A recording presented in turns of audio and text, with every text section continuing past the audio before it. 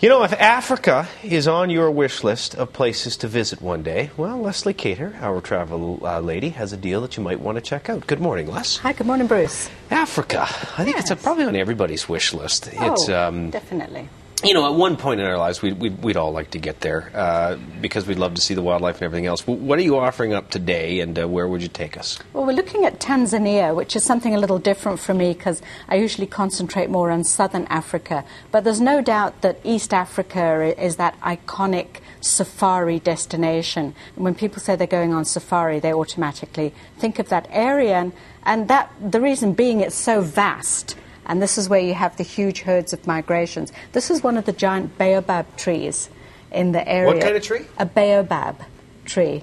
A baobab. Yeah, isn't that fantastic? Magnificent. The size of it, you could live inside it. You wouldn't get your arms around that, would you? No, definitely not.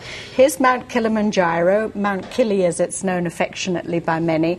And this is a mountain, obviously, that dominates the landscape. Now, Tanzania, we fly into Arusha, which is basically right there at Kilimanjaro. Right. And then we get to see the people there are just so colourful. They really stick to their tribal origins, and naturally everybody going there wants to see the Maasai warriors doing that amazing leaping in the air and stuff. Sure, a little culture.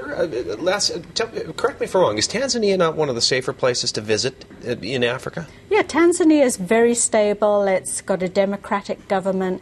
People are really friendly. It was there were some problems in Kenya, or Kenya. Kenya, as we say. Yes. You former South Africans, the colonial way would be right. Kenya, yeah.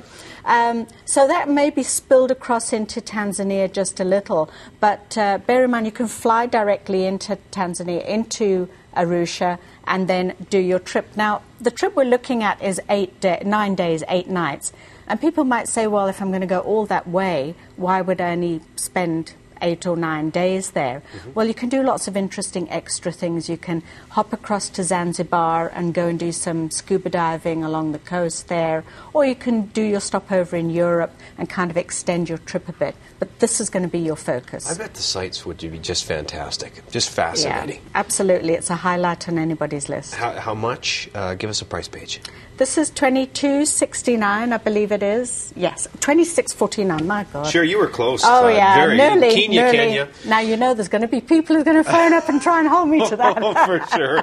But it was $33.69, so it has been reduced. Bearing in mind that this is for travel up until the end of May, which is just the tail end of the rainy season. So please bear that in mind, but it's very abundant with wildlife at that particular time, and the herds are starting to get ready for the migration. So interesting. That's just another world, isn't it? Thank you so much for sharing with us, and we appreciate your time. Thanks very much, Bruce. Leslie Cater, our travel lady. You can give Les a call at the number on your screen. Visit our website, thetravellady.ca, if you would like some more information.